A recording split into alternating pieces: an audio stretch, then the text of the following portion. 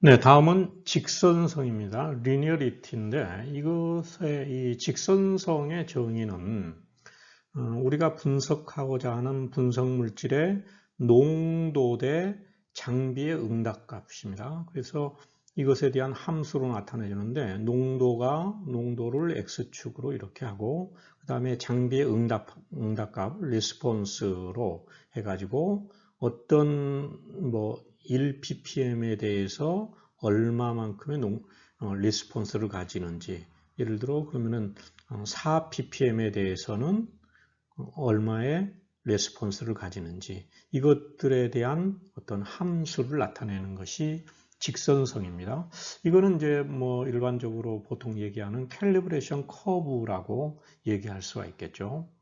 이것의 특성을 보면은 이 직선성과 관련돼 가지고는 우리가 지정된 범위 내에서 이게 그래프가 직선성이 있어야 된다 하는 것을 보여주는 거고 이 이제 직선성을 확인하기 위해서는 그 회귀 분석 그 데이터하고 그다음에 잔차에 대한 그래프를 작성을 하는데 이거는 이제 리스트 스퀘어 메소드 최소 제곱법에 의해 가지고 y는 ax 플러스 b라고 하는 이런 직선식을 얻어서 그래서 내가 나중에 이런 이제 캘리브레이션 커브가 그려지죠.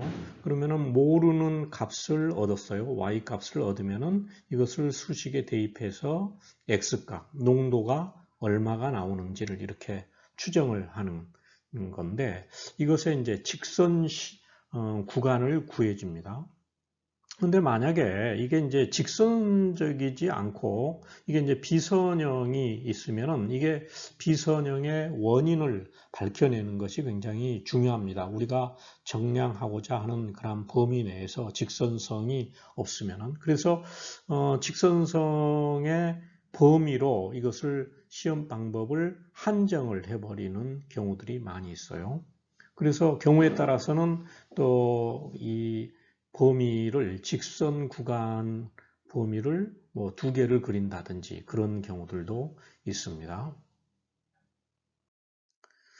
예. 그래서 이제 이 직선성과 관련해 가지고는 여기에 이제 어떤 이제 그래프가 이렇게 나왔는데요. 시료의 농도 대 기기의 감응에 대한 거로 해서 이렇게 쭉 직선으로 이렇게 가다가 위에서 이렇게 휘어진다는 거죠. 그러면은 이 선형 구간, 리니어리티 구간을 우리는 보통 워킹 레인지라고 합니다. 작업 구간. 워킹 레인지 작업 구간이라 해서 이 구간 내에서 우리는 정량을 해줘야 되는데 보통 일반적으로는 최소 농도는 LOQ 농도 정량 한계를 포함을 하고 있어야 되는 거죠.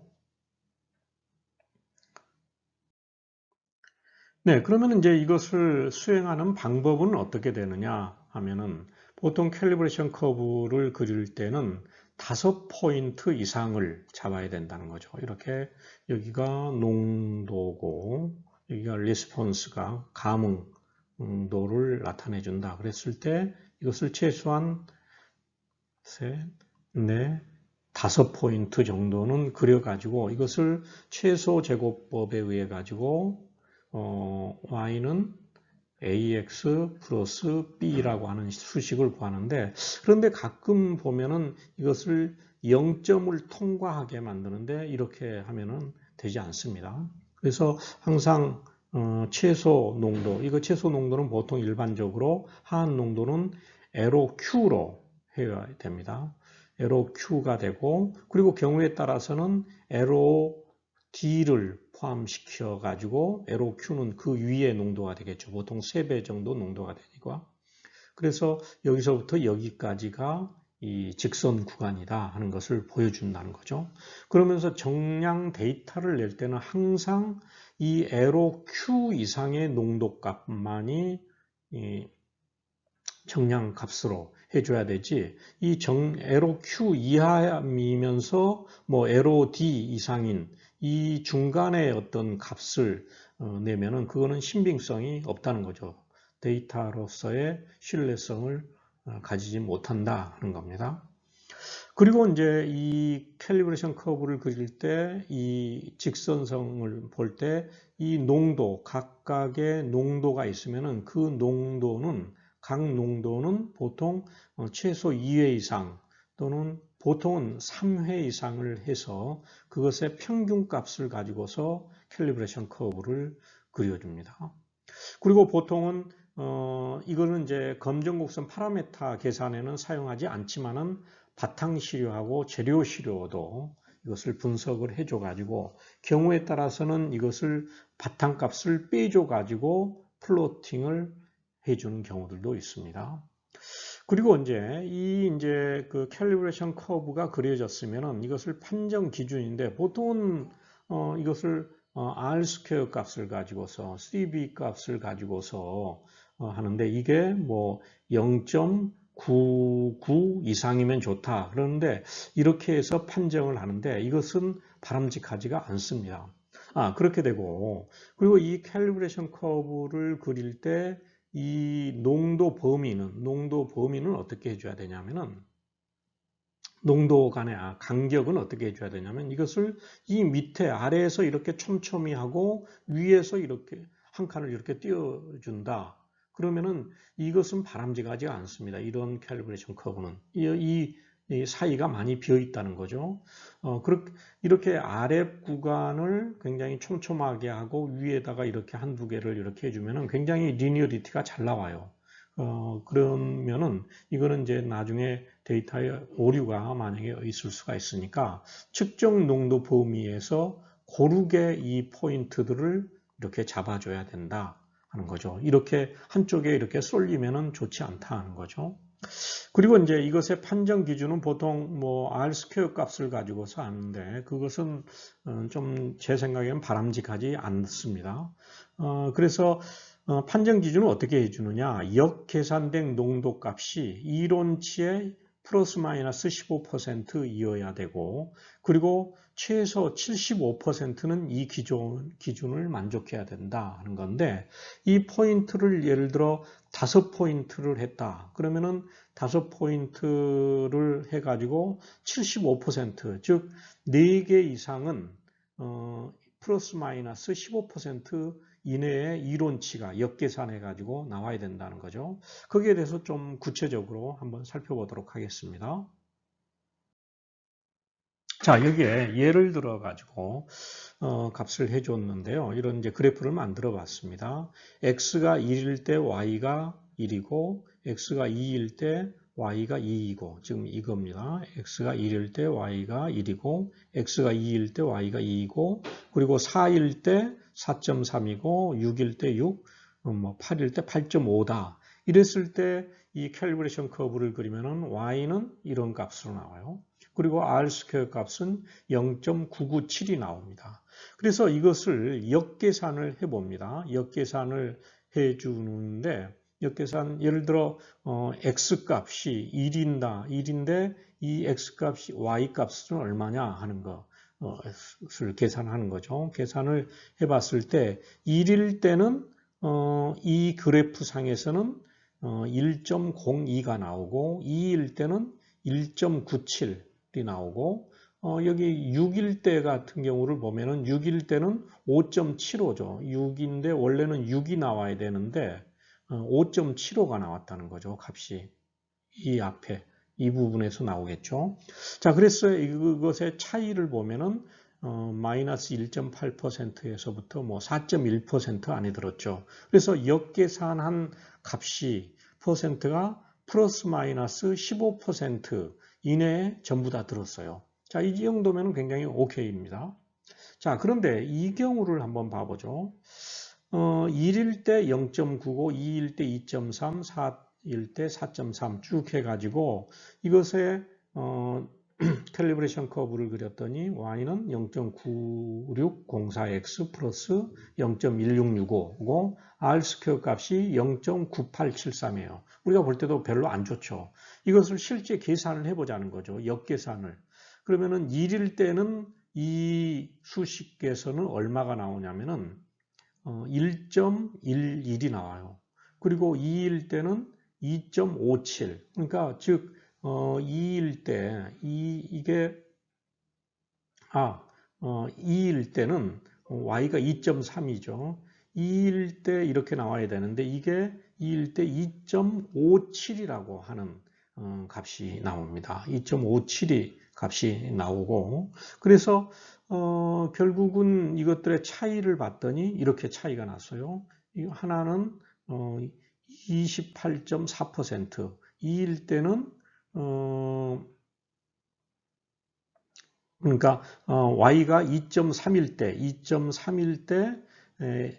x는 2여야 되는데 2.57이 나왔다는 거죠. 2.57이 이렇게 해서 이렇게 많이 벗어난 거죠. 이만큼이 벗어나고 그리고 4.3 y가 4.3인 경우에는 4.3인 경우에는 4가 나와야 되는데 x값이 이게 이렇게 나왔다는 거죠.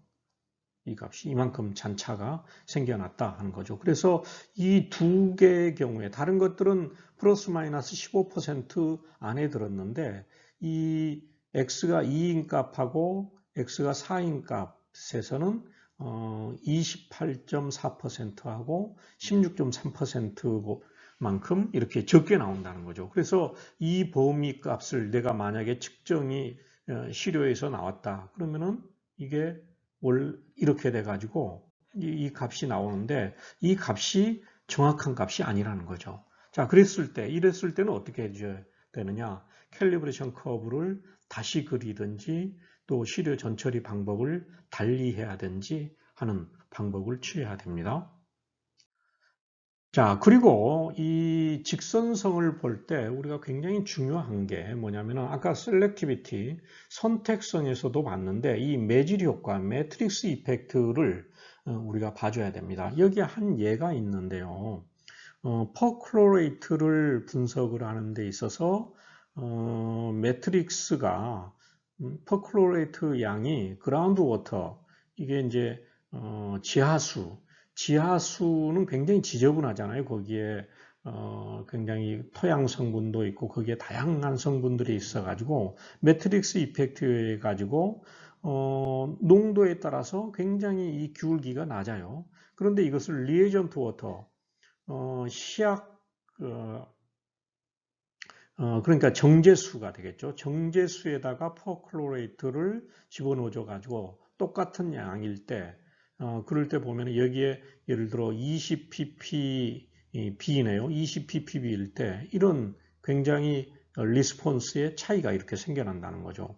예를 들어 여기에는 한 50 몇 ppb인데 이때의 레스폰스는 이렇게 되는데 이 리에이전트 워터에서는 이 정도의 그 리스폰스를 보여준다 하는 거죠. 그러니까 매트릭스가 어떤 거냐에 따라서 우리가 분석하고자 하는 물질의 감응도가 달라진다는 거죠. 그래서 항상 매트릭스 우리가 분석하고자 하는 물질이 포함되어 있는 그 바탕 매트릭스에다가 표준 물질을 첨가해 가지고 이 캘리브레이션 커브를 그려야 된다 하는 겁니다. 그래서 예를 들어 소변 중에 들어가 있는 카페인을 분석을 해야 된다 했을 때는 카페인이 들어가 있지 않은 그 소변을 취해야 돼요. 소변을 우리가 얻어 가지고 거기에 다가 맞게 이제 적절한 농도의 캘리브레이션 커브를 그려줘야 되는데 만약에 이 소변 매트릭스가 아니고 그냥 일반 정제수에다가 똑같은 양을 스파이크 해줬다. 그랬을 때는 이 캘리브레이션 커브가 달라질 수가 있습니다.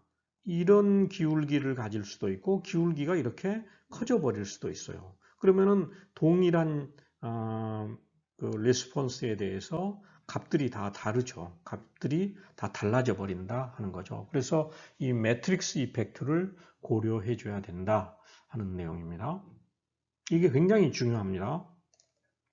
그리고 만약에 농약을 분석을 할 때도 마찬가지예요. 농약에 뭐 깻잎 중에 들어가 있는 어떤 농약 성분을 분석한다. 그랬을 때에도 정확하게 엄밀하게 해야 될 경우에는 이 캘리브레이션 커브를 농약이 들어가 있지 않는 이 깻잎 매트릭스를 시료 전처리 방법에 따라서 분석을 해주고, 그러니까 거기에다가 스파이크 시켜줘가지고 알고 있는 양을 이렇게 스파이크 시켜줘서 캘리브레이션 커브를 그린 다음에, 그런 다음에 우리가 이제 깻잎 중에 농약 성분을 분석을 해줘야 된다 하는 거죠. 그런데 만약에 이것을 정제수에다가 스파이크 시켜줘가지고 하면은 이게 값이 달라져 버린다는 거죠. 차이가 생긴다는 거죠.